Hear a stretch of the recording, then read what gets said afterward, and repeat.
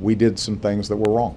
We tortured some folks. It was a worthwhile program from which valuable intelligence was derived. It doesn't work. It is counterproductive. It is, by its very nature, a dirty business. I will tell you this, using those techniques saved lives.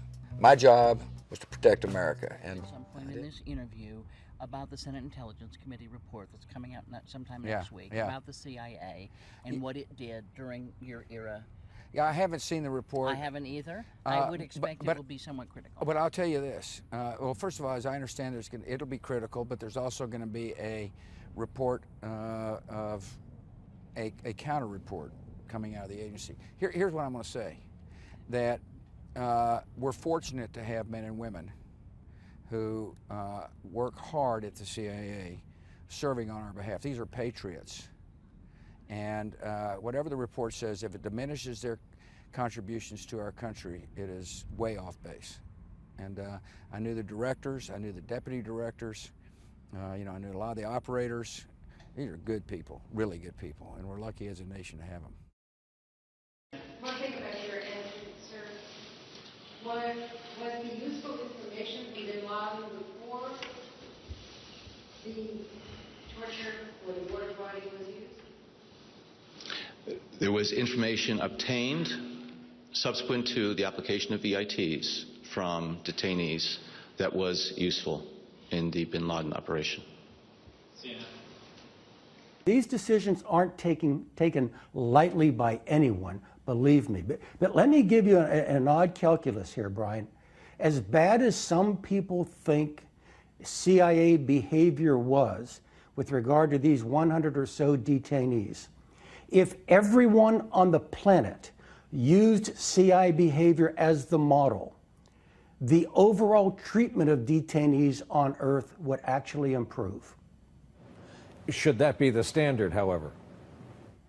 Well, Brian, the standard was what is lawful, effective, and appropriate in a time of great extremists in the United States with 3,000 fellow citizens who've been murdered.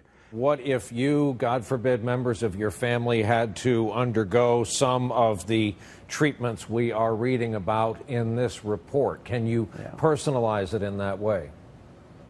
I can, Brian, and clearly, look, Brian, we're people like you and all your viewers. We have a soul and a conscience too. We knew, as bad as these people were, we were doing this to fellow human beings. So don't ever forget that. Now, you asked me about my family members.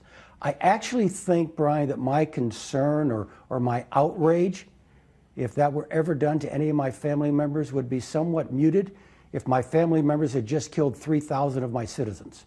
You are foursquare in defense of everything, all of the physical activities described as torture contained in today's document.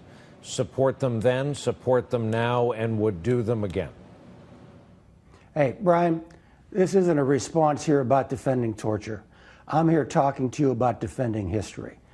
What we really could have used is a really non-political look at the CIA program. The one that was launched when this report first got underway. This report was supposed to have conducted interviews, hearings, and give recommendations. It doesn't have any of them. Thanks for being here. Good evening, Brett. First of all, your overall impression to this report, what's in it and its release? Well, I think it's a terrible piece of work, basically. It seems to me it's deeply flawed. They didn't bother to interview key people involved in the program.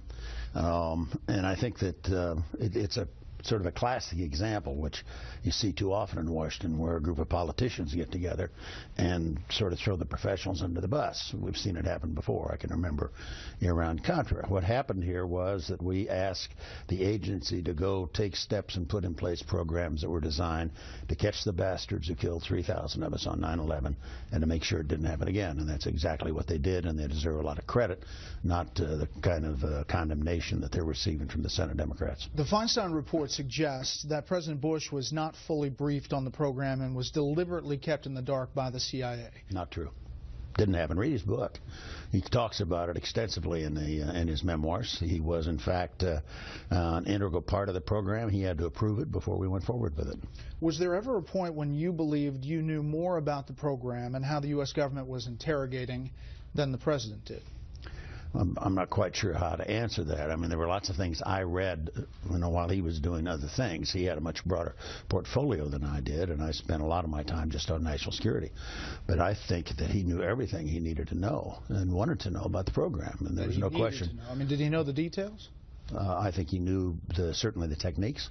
That we did discuss the techniques. There's nothing. There was no effort on our part to keep him from that. He was, just as with the terrorist surveillance program. On the terrorist surveillance program, he had to personally sign off on that every 30 to 45 days.